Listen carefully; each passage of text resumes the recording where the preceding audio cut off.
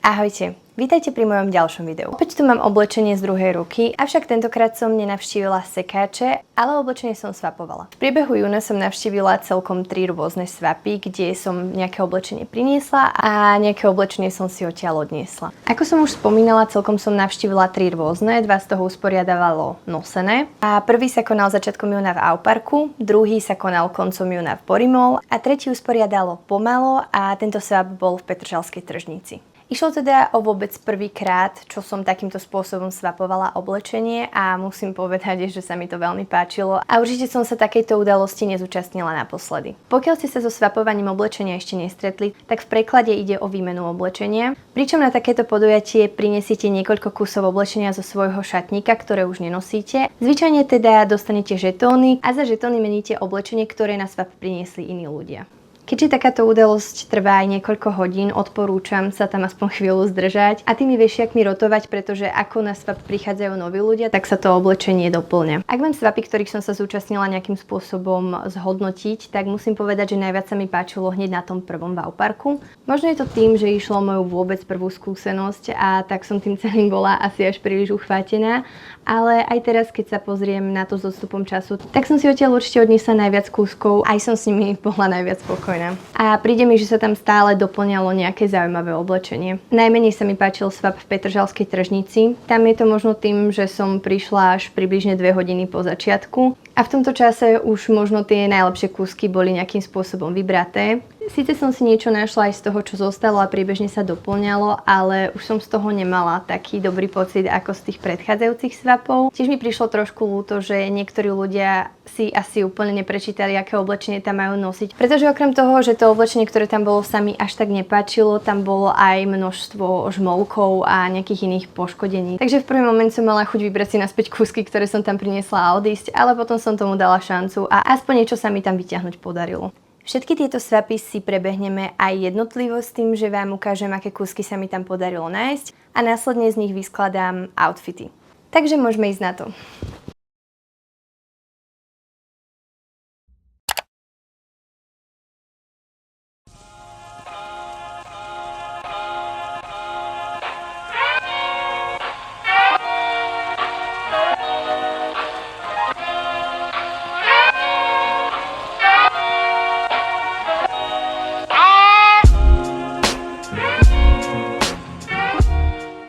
Prvý swap teda usporiadalo Nosené a konal sa v Auparku začiatkom júna.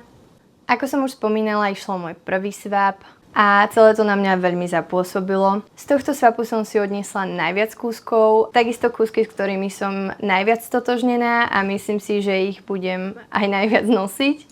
Tak ako som na tento swap priniesla plnú tašku oblečenia, tak som si plnú tašku oblečenia aj odniesla, celkom to bolo asi 10 kusov. Za výhodu považujem určite to, že sa swap konal v nákupnom centre a bolo to hneď kúsok od dverí a tak sa dal nájsť veľmi jednoducho. A ak mám uviesť nejakú jednu nevýhodu, tak ňou bola určite len jedna kabinka na všetkých ľudí, ktorí si tam prišli vymieňať oblečenie. Ako náhle si do kabinky niekto vzal viac kusov oblečenia, tak tí ostatní pred ňou čakali veľmi dlho. Napríklad pri tom, ako som v tom rade čakala, ja som stihla niekoľkokrát odbehnúť pri tom, ako to oblečenie doplňali a vždy som sa vrátila na to svoje miesto, pretože som mala pocit, že to čakanie ostatných odradilo.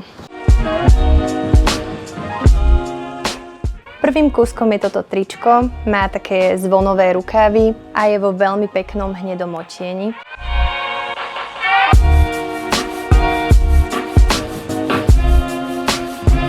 Trička s nápisom sú niečo, z čoho som ešte stále nevyrástla a keď som tam našla toto, tak som si ho proste musela zobrať. Je možné, že ho budem nosiť len na spanie, ale možno sa ocitne v nejakých iných než spacích outfitoch. Pri tričkách s nápismi ešte zostaneme a takéto tričko bolo jednoducho príliš cool na to, aby som ho tam nechala.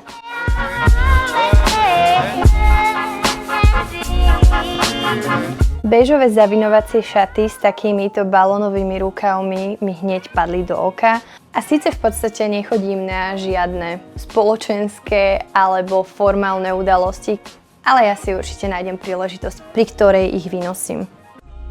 Dosť pravdepodobne som najväčším fanúšikom Kravakého môžete spoznať a keď som na vešiaku uvidela tento komplet, tak som po ňom i hneď skočila. Myslím, že mi spríjemní najmä dlhé zimné večery, avšak fantázii sa medze nekladú a preto nevylučujem ani to, že si ho oblečiem niekam von. Ďalej tu mám takúto sukňu s leopardím vzorom.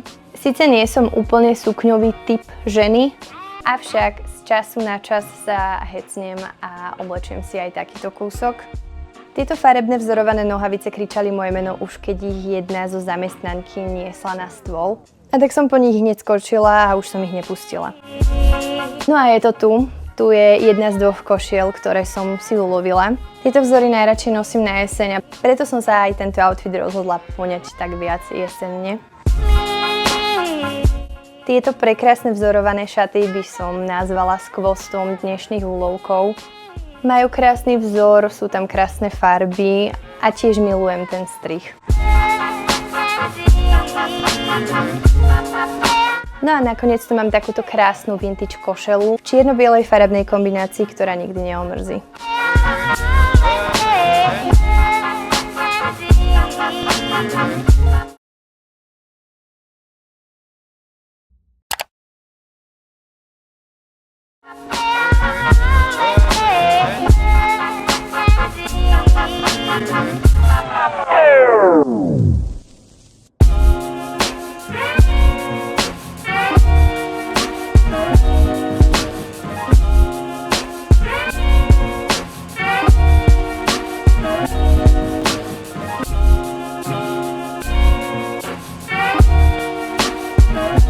Druhý swap teda tiež usporiadalo nosené a konal sa opäť v nákupnom centre, tentokrát to bol Borimol. Tam to bolo pre mňa trošku komplikovanejšie nájsť, ale nie až tak, aby som to nenašla.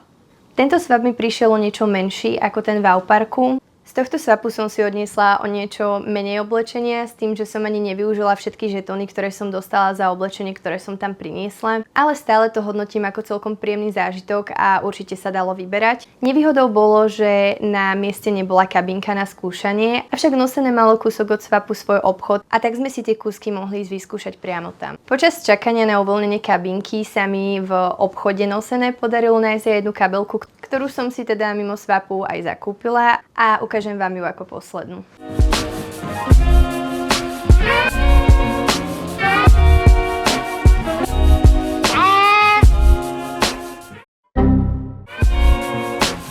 Ako prvé tu mám takéto veľmi príjemné, jednoduché fialové šaty, ktoré si určite žiadajú trošku výraznejšie doplnky.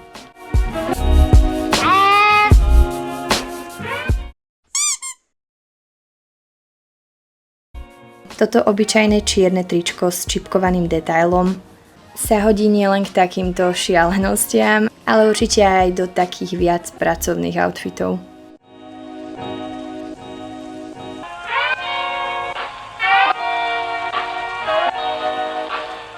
Do tohto saka som sa zamilovala nielen pre tú explóziu farieb, ktorú na sebe má, ale aj ľahkosť, s ktorou sa nosí a myslím si, že skvele doplní moju zbierku podivností, ktoré v šatníku mám.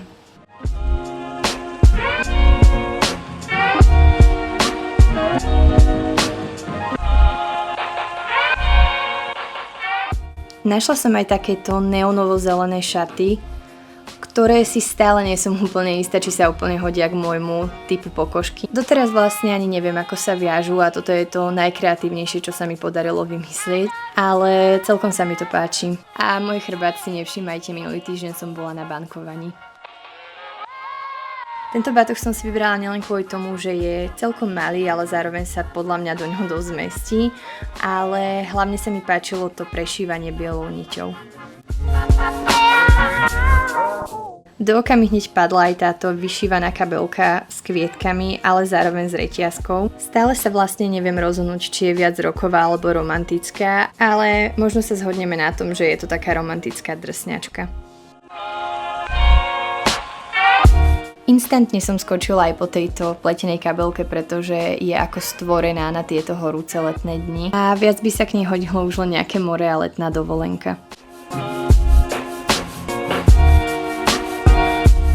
No a nakoniec je tu tento úlovok za 7 či 8 eur, ktorý som si kúpila priamo v predajni nosené, zatiaľ čo som čakala na voľnú kabinku.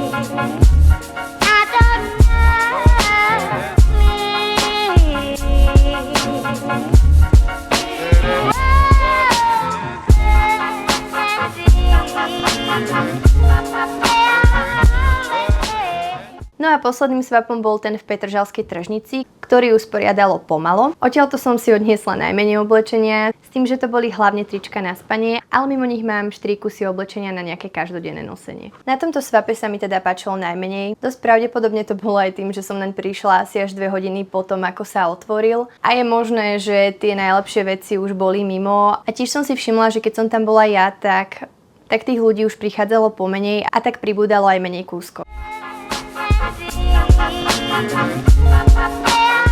Ako prvú tu mám takúto košelu, pri ktorej som sa nevedela úplne rozhodnúť, či sa mi páči alebo nie.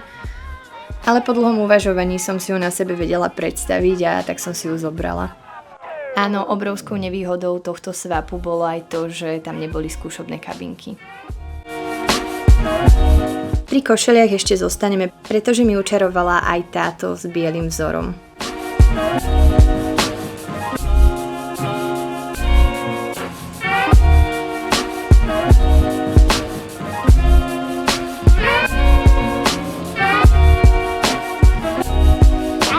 A môjim posledným úlovkom bola taktiež košela v tejto fialovo-ružovej farbe s detailom čipky. Ešte som sa úplne nerozhodla, akým spôsobom ju budem kombinovať, ale tu je jeden z mojich nápadov.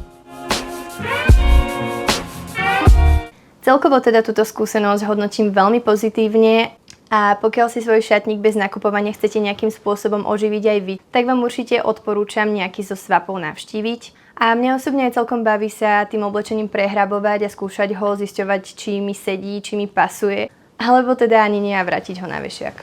Celkovo sa mi páči ten koncept, že zo svojho šatníka vyradíte niečo, čo je tam už dlho a nenosíte to a prinesiete si novú peknú vec, ktorú si môžete obľúbiť a bude vám prinášať radosť. Nehovoriac aj o tom, že ušetríte nejaké peniaze a tieto veci si domov donesiete v podstate zadarmo. A to by bolo na dnes už všetko, dúfam, že sa vám video páčilo. Pokiaľ chcete zostať informovaní vždy, keď pridám nejaké nové video, tak mi môžete dať odber. Vždy mám problém, ako mám tie videá ukončiť, pretože sa cítim tak formálne, ako by som končila s písaním nejakého pracovného mailu. Ale dnes vám mám chuť zaželať pekný deň a presne tak by som ukončila aj ten mail. Ale teda pekný deň a vidíme sa pri nejakom ďalšom videu.